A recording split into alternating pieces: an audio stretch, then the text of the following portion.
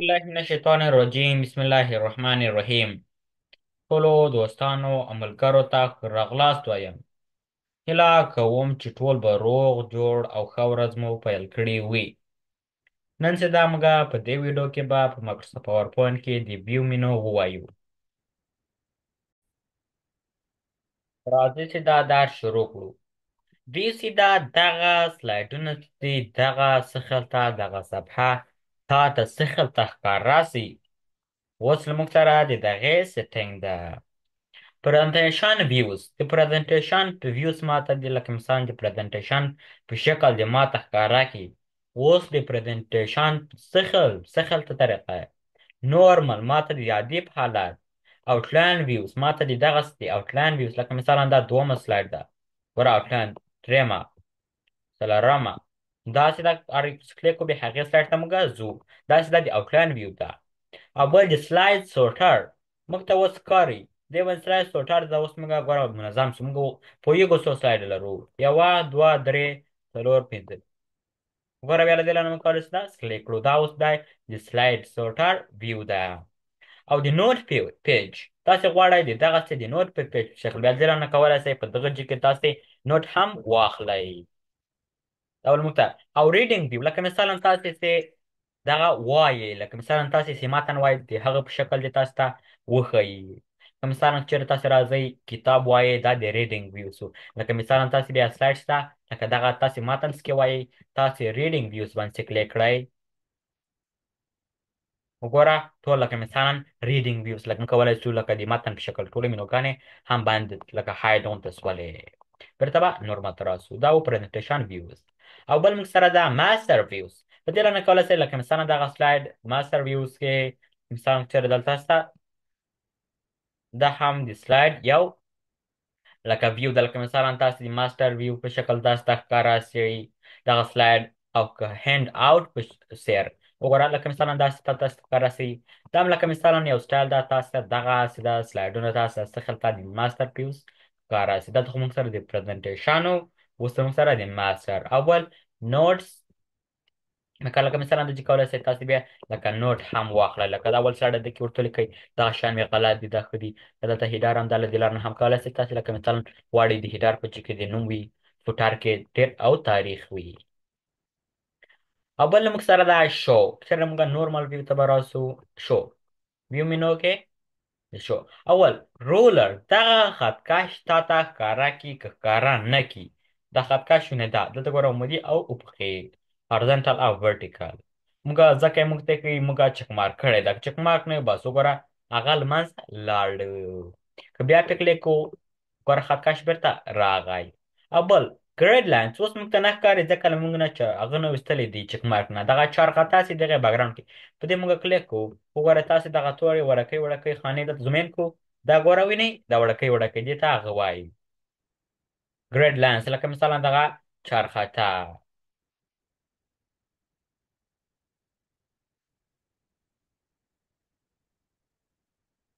او بل موږ سره دا ګارډینس لکه مثلا دغه ځای کې تاسې دا موږ له چک مارک نه وباسو.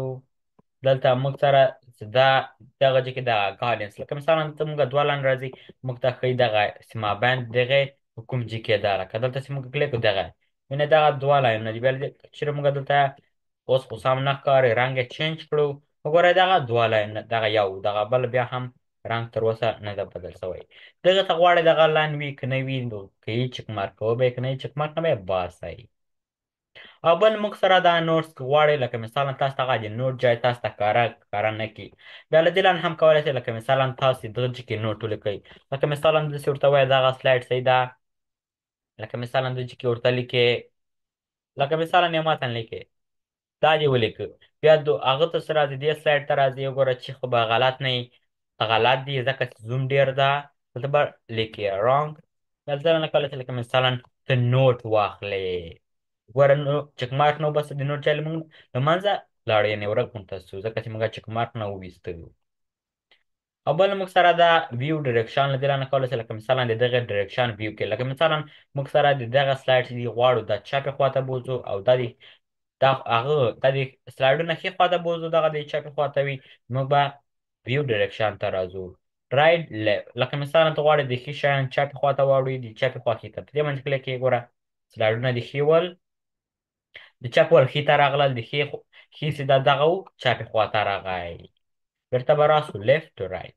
او بل زوم د دغې صفحه سیده دغې ته زوم لکه دا رانږدې سیده دغې زوم څومره وي. بیا له دې لارې نه کولی شئ لکه مثلا تاسې زیات او کم یې کړئ. دلته زوم باندې سې کلیک کړئ نو تاسو ته دلته راځي. دلته موږ اول سلایډ دا کنسل وکړو، اول سلایډ ته راسو، دلته زوم وګوره. دلته بیا دې نه کولی شئ لکه مثلا زه غواړم زوم دې 100 وي، اوکې سې وکړم، وګوره زوم 100 شو. بیا له دې نه کولی شئ لکه مثلا تاسې بیرته بیا کم هم کړئ، یا لکه مثلا تاسې غواړئ د دې زوم دې شپېته وي، اوکې سې وښودی د دې زوم سو. له دې نه کولی شئ دا رانږدې او شاته کړئ. یا مثلا غواړم دلته لکه مثلا 100% وي، لکه مثلا زه غواړم دومره دې وي. ګوره څومره رانږدې سو ځکه چې موږ هلته زوم زیات کړی و. بیرته به شپږ شپېته و، اوکې سې وکړو. دا و زوم. او بل فیټ ټو وینډو د اندازې په شکل د اندازې په هغه دې دا فیټ سي دغه زوم. لکه مثلا چېرې موږ دلته زوم سي دا کم کړو یا دلته راسو دلته یې بیخي کم کړو، اوکې سې وکړو. بیخي کم ده، د وینډو په اندازه نه ده دې ته وینډو وایي ځکه چې دا کم ده. چېرې موږ په دې وکلیک کوو نو دا د هندسي د وینډو لکه د دغې وینډو په شکل تاسو ته دغه زوم کوي. لکه مثلا تاسې د دغې زوم سته ډېر کړی دا غواړئ د وینډو په اندازه دې دغه زوم سي نو تاسې بیا هلته فیټ ټو وینډو وښئ. لکه مثلا بیا تاسې د وینډو په اندازه تاسو ته هغه زوم فیټ کوي.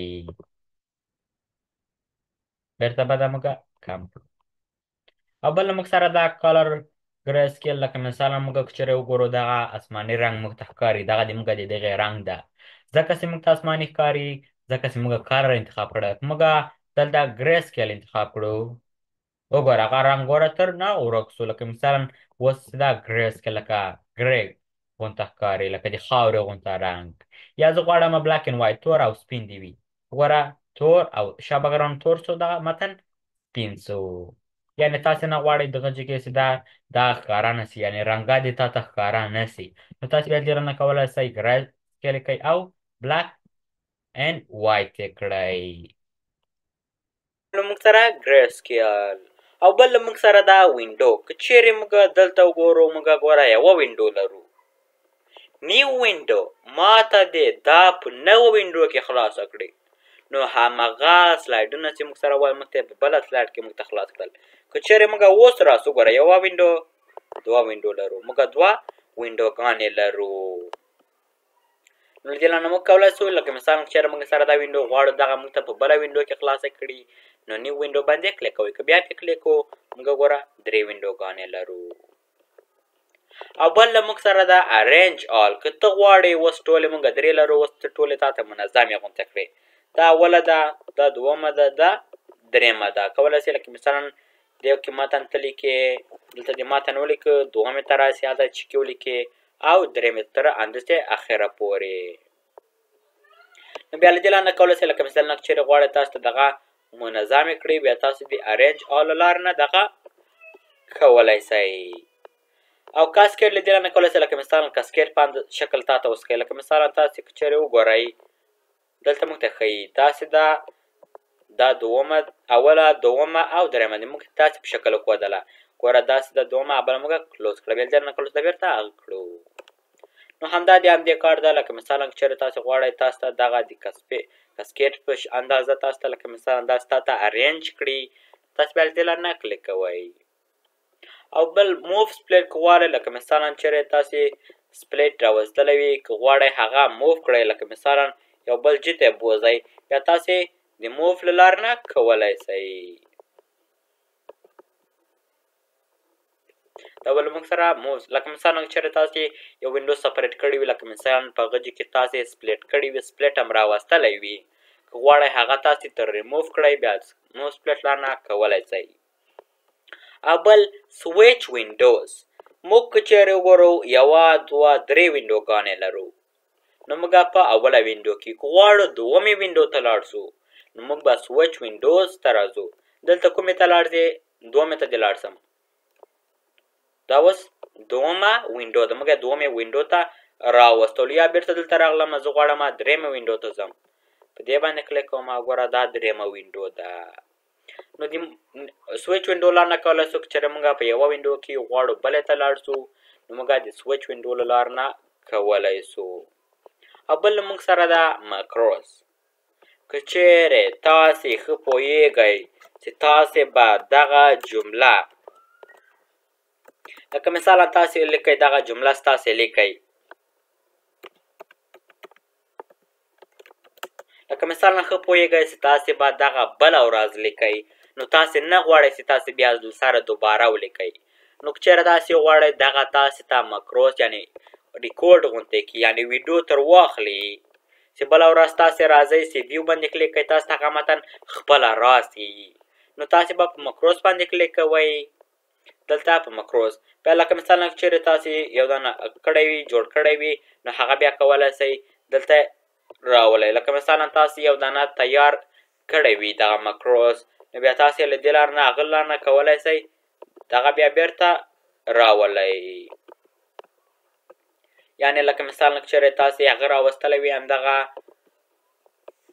څه شي همدغه په هغسې د مکروس تاسې راوستلی وي لکه مثلا که چیرې تاسې دغه تیار ریکورډ کړی وي که چیرې تاسې غواړئ که مثلا که چیرې دلته راسئ موږ دلته ورته لیکو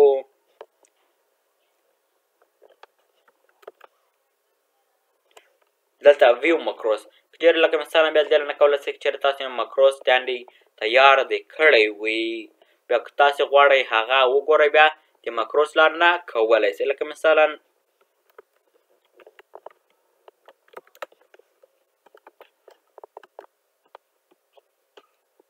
دا د همدې کار ده لکه مثلا که چیرې تاسې هغه راوستلی وي ریکورډ یا لکه مثلا همداسې تاسې مکروس ریکورډ کړی وي که غواړئ هغه تاسو ته دلته راولي بیا نو تاسې بیا د ویو ته ځئ بیا له هغې لار نه کولی شئ ډېره مننه دا و د نن ورځې درس